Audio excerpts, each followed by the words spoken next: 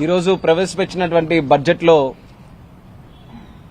ఆంధ్రప్రదేశ్ రాష్ట్రానికి సంబంధించి ప్రత్యేకమైనటువంటి దృష్టి పెట్టి ఆంధ్రప్రదేశ్ రాష్ట్రంలో గత 5 సంవత్సరాలుగా ఉన్నటువంటి సమస్యలకి ఒక సమాధానం చెప్పే విధంగా రాష్ట్ర ప్రజలు కేంద్ర ప్రభుత్వం రాష్ట్ర ప్రభుత్వం మీద పెట్టుకున్నటువంటి నమ్మకానికి ఒక విశ్వాసం కల్పించే విధంగా ఈ యొక్క బడ్జెట్లో రూపకల్పన చేసినటువంటి విషయాలు 5 కోట్ల మంది ఆంధ్రప్రదేశ్ రాష్ట్ర ప్రజలకి ఊపిరి పీల్చుకునేటటువంటి పరిస్థితినిచ్చాయి, ఆనందపడేటటువంటి అవకాశాన్ని ఇచ్చాయని కూడా తెలియజేసుకుంటున్నాను. దానికి ప్రత్యేకమైనటువంటి ధన్యవాదాలు కేంద్ర ప్రభుత్వం ఆర్థిక శాఖ మంత్రి మన నిర్మలా సీతారామన్ గారు, అలాగే ప్రధానమంత్రి నరేంద్ర మోదీ గారికి మన 5 కోట్ల మంది రాష్ట్ర ప్రజల తరపున తెలియజేస్తున్నాం. 5 సంవత్సరాలు జగన్మోహన్ రెడ్డి తాలూకా పరిపాలనలో ఆంధ్రప్రదేశ్ రాష్ట్రం సుమారు 20-25 సంవత్సరాలు వెనక్కి వెళ్లిపోయే పరిస్థితి మనం అందరం చూశాం. ఏ ప్రజాస్వామ్య వ్యవస్థ కూడా చక్కగా లేదు, ఏ ప్రాజెక్టు కూడా ముందుకు నడిచే పరిస్థితి లేదు, ఎక్కడా అభివృద్ధి ఒక పైసా ఖర్చు పెట్టి రాష్ట్రాన్ని అభివృద్ధి చేసే పరిస్థితి లేదు. ఇలాంటి సందర్భంలో కేంద్ర ప్రభుత్వం గాని చెయ్యి చాపకపోతే, కేంద్ర ప్రభుత్వం సహాయ సహకారాలు అందించకపోతే ఆంధ్రప్రదేశ్ రాష్ట్రం పూర్తిగా డీఫంక్ట్ స్టేట్ అయిపోయే పరిస్థితి ఏర్పడుతూ వస్తున్న సందర్భంలో చంద్రబాబు నాయుడు గారు, పవన్ కళ్యాణ్ గారు, నరేంద్ర మోదీ గారు కలిసికట్టుగా ఈ యొక్క ఎన్డీఏ కూటమి ఏర్పరచుకొని ప్రజల్లో ఒక విశ్వాసం కల్పించడం జరిగింది. ఎన్నికల ముందే వాళ్ళందరికీ కూడా హామీ ఇచ్చాం, ప్రజలందరికీ కూడా మళ్లీ రాష్ట్రంలో చంద్రబాబు నాయుడు గారు, కేంద్రంలో మోదీ గారు వచ్చిన తర్వాత రాష్ట్రానికి అన్ని విధాలుగా న్యాయం చేస్తామన్న మాటని ఈరోజు నిజం చేసే విధంగా బడ్జెట్లో అన్ని విషయాలు కూడా రూపకల్పన చేశాం. బడ్జెట్లో సుమారు 15,000 కోట్ల రూపాయలు మన ఆంధ్రప్రదేశ్ రాష్ట్రానికి ఒక గౌరవాన్ని ఇచ్చేటటువంటిది, ఒక అడ్రస్ కల్పించేటటువంటి రాజధాని మన అమరావతి. దానికి 15,000 కోట్ల రూపాయలు స్పెషల్ ప్యాకేజ్ కింద కూడా ఈరోజు నిర్ధారించడం జరిగింది. మరి ఆ అమరావతి క్యాపిటల్ చూసుకుంటే సుమారు 33,000 మంది రైతులు 30,000 ఎకరాలకు పైగా భూమిని కేటాయిస్తే అదంతా కూడా శ్మశానం చేయాలన్న ఆలోచనతో జగన్మోహన్ రెడ్డి ఏ రకంగా కక్షపూరితంగా అక్కడ ఉన్నటువంటి రైతుల్ని కూడా ఇబ్బంది పెట్టారో, అమరావతిని ఏ రకంగా అభివృద్ధి చేయకుండా చూశారో మనం అందరం చూశాం. మరి ఆ రోజు ఇచ్చినటువంటి హామీ ఎన్డీఏ ప్రభుత్వం మళ్లీ అమరావతిని రీబిల్డ్ చేస్తుందని చెప్పాం. దానికి అనుగుణంగా ఈరోజు నిధులు కూడా కేటాయించాం. ఇంకా అవసరమైతే భవిష్యత్తులో కూడా నిధులు కేటాయిస్తామన్నటువంటి మాట కూడా ఆర్థిక మంత్రి గారు చెప్పడం జరిగింది. దానితో పాటు పోలవరం జీవనాడి ప్రాజెక్టు ఎంత కష్టపడి చంద్రబాబు నాయుడు గారు దాన్ని పూర్తి చేయాలని అనుకున్నారో ఆయన తాలూకా పని కాలంలో మనం అందరం చూశాం. మరి ఆ రోజు సుమారు 72% దాన్ని పూర్తి చేస్తే జగన్మోహన్ రెడ్డి వచ్చిన తర్వాత దాన్ని తిరిగి మళ్లీ నెగిటివ్ డెవలప్మెంట్ కింద 20% వెనక్కి వెళ్లిపోయే పరిస్థితి వచ్చింది. అటువంటి ప్రాజెక్టును కూడా బాధ్యత తీసుకుని బడ్జెట్లో మేము టైం బౌండ్ మేనర్ గా కంప్లీట్ చేస్తామని చెప్పడం చాలా ఆనందించాల్సినటువంటి విషయంగా కూడా ఈ సందర్భంగా తెలియజేస్తున్నాం. దానితో పాటు వెనుకబడినటువంటి జిల్లాలు తరచూ చర్చల్లో ఉండేది. ఉత్తరాంధ్ర ప్రాంతం గాని, రాయలసీమ ప్రాంతం గాని, ప్రకాశం ప్రాంతం గాని, ఈ యొక్క ప్రాంతాలు భవిష్యత్తులో అభివృద్ధి చెందాలని చెప్పి చాలా ఏళ్ల నుంచి మనం దాని గురించి మాట్లాడుతున్నాం. ఈ రోజు మోదీ గారి తాలూకా సహకారంతో దానికి సంబంధించి ప్రత్యేకమైనటువంటి నిధులు కూడా వస్తాయని బడ్జెట్లో కూడా దానికి రూపకల్పన చేశారు. అలాగే ఇండస్ట్రియల్ కారిడార్స్, మన ఓర్వకల్లు గాని, కొప్పర్తి గాని అలాంటి నోట్స్ ను కూడా సెలెక్ట్ చేసుకుని దానికి కావలసినటువంటి ఎమ్యూనిటీస్ అన్ని కూడా క్రియేట్ చేసి ఆ నోట్స్ ని భవిష్యత్తులో డెవలప్ చేస్తామని చెప్పి హామీ కూడా ఇవ్వడం జరుగుతుంది బడ్జెట్ ద్వారా. సో ఇన్ని రకాలైనటువంటి కార్యక్రమాలు ఇది ప్రజల్లో ఒక విశ్వాసం ఖచ్చితంగా ఈ రోజు జాగృతి చేయడానికి ఈ యొక్క బడ్జెట్ ఖచ్చితంగా ఉపయోగపడుతుంది. మరి 5 కోట్ల మంది ఆంధ్రప్రదేశ్ రాష్ట్ర ప్రజలందరి తరపున కూడా హృదయపూర్వకమైనటువంటి ధన్యవాదాలు నరేంద్ర మోదీ గారికి తెలియజేస్తున్నాం. మొన్ననే చంద్రబాబు నాయుడు గారు కూడా ఢిల్లీ వచ్చినప్పుడు ఇదే విషయాల మీద గట్టిగా స్ట్రెస్ చేసి కూడా చెప్పడం జరిగింది. ఆ రోజు ఆంధ్రప్రదేశ్ రాష్ట్రం ఎలాంటి పరిస్థితుల్లో, ఎలాంటి మనోభావాలతో మన ఎన్డీఏ ప్రభుత్వానికి భారీ మెజారిటీ కల్పించారో దాన్ని మనం తిరిగి వాళ్ళందరికీ కూడా ఆ యొక్క నమ్మకాన్ని మనమందరం కూడా రేపు భవిష్యత్తులో కార్యక్రమాల ద్వారా తీర్చాలని చెప్పి మరి చంద్రబాబు నాయుడు గారు రిక్వెస్ట్ చేస్తే దానికి అనుగుణంగా కేంద్ర ప్రభుత్వం కూడా ఈరోజు ఆంధ్రప్రదేశ్ రాష్ట్రానికి సరైనటువంటి గుర్తింపు, సరైనటువంటి గౌరవం, సరైనటువంటి నిధులు కూడా ఈరోజు కేటాయించి బడ్జెట్ ద్వారా ఆంధ్రప్రదేశ్ రాష్ట్రానికి ఒక నూతన ఉత్సాహాన్ని, నూతన విశ్వాసాన్ని కల్పించినందుకు చాలా ఆనందంగా ఉందని కూడా ఈ సందర్భంగా తెలియజేస్తున్నాను. దానితో పాటు బడ్జెట్ కూడా ఈరోజు అనేకమైనటువంటి మిగిలిన విషయాలు అవి కూడా మన రాష్ట్రానికి ఉపయోగపడే ఉన్నాయి. ముద్రా లోన్స్ లాంటివి, సాధారణమైనటువంటి సామాన్యుడికి ఉపయోగపడే లోన్స్, అది 10 లక్షల నుంచి ఈరోజు 20 లక్షల కోట్ల రూపాయల వరకు కూడా ఈరోజు దాని తాలూకా ఇది బడ్జెట్ ను కూడా పెంచడం జరిగింది.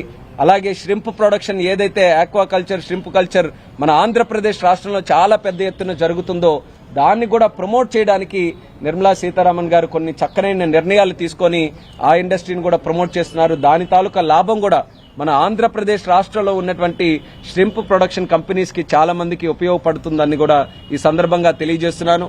ఇన్ఫ్రాస్ట్రక్చర్ మీద, ఇండస్ట్రీ మీద, మ్యానుఫ్యాక్చరింగ్ మీద, స్కిల్లింగ్ మీద, ఎంప్లాయ్మెంట్ క్రియేషన్ మీద, ఇలాంటి అంశాల మీద ప్రధానమైన దృష్టి ఈ బడ్జెట్ ని కూడా రూపకల్పన చేసినప్పుడు పెట్టడం జరిగింది.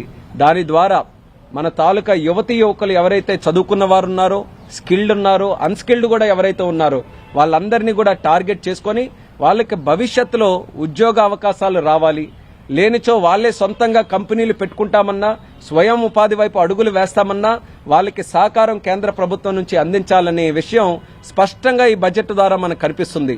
అంటే దేశంలో ఉన్నటువంటి యువతీ యువకులు ఎవరైతే ఉన్నారో వాళ్ళకి ప్రధానమైన కేంద్ర బిందువుగా చేసుకుని ఈ బడ్జెట్ ని రూపకల్పన చేశారు. కాబట్టి దేశ స్థాయిలో కూడా చాలా అభినందించాల్సినటువంటి బడ్జెట్ గా ఈ సందర్భంగా తెలియజేసుకుంటున్నాను. దీని తాలూకా లాభం రేపు చూస్తారు మీరందరూ కూడా. ఏ రాజ్యం ఎంత యాక్టివ్ గా ఉంటే కేంద్రం ప్రవేశపెట్టినటువంటి అంశాలని అంత చక్కగా అవలంబించుకొని ఆ రాష్ట్రాలు గాని, ఆ రాష్ట్రంలో ఉన్నటువంటి సెక్టర్స్ ని గాని డెవలప్ చేసుకోవడానికి మంచి అవకాశం ఈ బడ్జెట్ కూడా కల్పిస్తుంది. ఈ బడ్జెట్ ని సంపూర్ణంగా స్వాగతం పలుకుతున్నాం. అలాగే ఈ బడ్జెట్ తాలూకు అంశాలని భవిష్యత్తులో కూడా ఆంధ్రప్రదేశ్ రాష్ట్రం యూటిలైజ్ చేసుకునే విధంగా కార్యక్రమాలు చేస్తామని కూడా ఈ సందర్భంగా తెలియజేస్తూ సెలవు తీసుకుంటున్నాం. మాక్సిమం మన స్టేట్ తాలూకా ఇష్యూస్ ఏవైతే ఉన్నాయో అవన్నీ కూడా ఒక రకంగా అడ్రస్ చేయడం జరిగింది. దానికి సంబంధించి ఏవైతే నిధులు కేటాయింపులు ఉన్నాయో అది కూడా చాలా పెద్ద హృదయంతో అవన్నీ కూడా కేటాయించడం జరిగింది. అందులో మీరు గ్రహించాల్సినటువంటి విషయం కూడా భవిష్యత్తులో దీనికి అవసరాల మేరకు ఇంకే అయితే కార్యక్రమాలు చేయాలో దాని గురించి కూడా ఖచ్చితంగా కేటాయింపులు చేస్తామన్న హామీ ఇచ్చారు. సో ఈ రోజు కేటాయింపులు చేసినప్పుడే రాష్ట్రంలో ఒక విశ్వాసం, కేంద్ర ప్రభుత్వం మనకి సహకారం అందిస్తుంది, కేంద్ర ప్రభుత్వం మన గురించి బడ్జెట్ లో ఇన్ని అంశాలు ప్రవేశపెట్టింది, అదే పెద్ద నమ్మకంతో కూడినటువంటి విషయం. కాబట్టి భవిష్యత్తులో ఇంకేవైతే అవసరాలు ఉన్నాయో దాని మేరకు ఖచ్చితంగా సహకారం అందుతుందనడానికి ఎక్కడ కూడా ఎటువంటి సందేహం కూడా మనకు అవసరం లేదన్న విషయం కూడా తెలియజేస్తున్నారు. కేవలం ఏపీ ప్రజల జీవనాడే కాదు, ఎంటైర్ కంట్రీకి ఆహార భద్రతకు పోలవరం ప్రాజెక్టు తాలూకా స్ట్రెంగ్త్ ఏంటో అనేది నిర్మలా సీతారామన్ గారు ఆవిడ మాటల్లోనే తెలియజేశారు. రాష్ట్రం కాదు దేశానికి సంబంధించి ఆహార భద్రత సమస్యను కూడా అది తీర్చే విధంగా ఈ యొక్క ప్రాజెక్టు తాలూకా శక్తి ఉంటుందని చెప్పడం అనేది నిజంగా మనం ఆంధ్రప్రదేశ్ తరఫున గర్వించదగ్గ విషయం. అలాంటి ప్రాజెక్టు మన రాష్ట్రంలో అవుతుందనంటే రేపు దేశం మొత్తం కూడా గర్వించే స్థాయిలో ఆ ప్రాజెక్టు ఉండబోతుందనంటే అది నిజంగా మన అందరం చేసుకున్నటువంటి అదృష్టంగా భావించాలి. దానితో పాటు ప్రాజెక్టును కూడా టైం బౌండ్ మేనర్ లో కంప్లీట్ చేస్తామన్నదే మన అందరి తాలూకు ఆలోచన. చంద్రబాబు నాయుడు గారు గాని, పవన్ కళ్యాణ్ గారు, నరేంద్ర మోదీ గారు వాళ్ళందరూ కూడా ఎన్నికల్లోకి వెళ్ళినప్పుడు ఏం చెప్పారు, ఈ యొక్క పోలవరం ప్రాజెక్ట్ ని టైం బౌండ్ మేనర్ లో పూర్తి చేసుకోవాలని. దానికి అనుగుణంగా 60 రోజులలో వచ్చినటువంటి బడ్జెట్ లోనే ఇన్ని అంశాలకి ఒక సమాధానం దొరికిందనంటే చాలా హర్షించదగ్గ విషయంగా నేను భావిస్తున్నాను.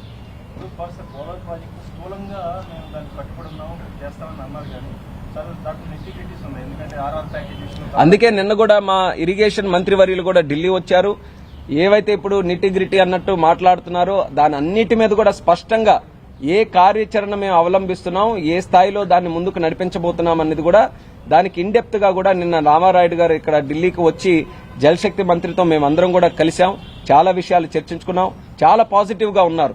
దానికి సంబంధించినటువంటి ఏ ఇష్యూస్ ఉన్నా సరే అవన్నీ కూడా క్లారిఫై చేసుకుని దానికి సంబంధించిన నిధులన్నీ కూడా కేటాయించుకుని ప్రాసెస్ కూడా చక్కగా ఫాలో అయ్యి క్వాలిటీతో పోలవరం ప్రాజెక్ట్ కట్టించాలి అనే అంశం మీదే నిన్న కూడా డిస్కషన్స్ జరిగింది. దానికి బలపరుస్తూ ఈ రోజు బడ్జెట్ లో కూడా మాట రావడం అనేది చాలా ఆనందించాల్సిన విషయం. ఉత్తరాంధ్ర అదేవిధంగా వెనుకబడిన జిల్లాలకి గత 5 ఏళ్లలో డబ్బులు రాలేదు, అంతకుముందు 1 సంవత్సరం కూడా రాలేదు. అంటే దాదాపు 6 సంవత్సరాల నుంచి వెనుకబడిన ప్రాంతాలు ప్రతి జిల్లాకి 50 కోట్లు చొప్పున రావాల్సింది.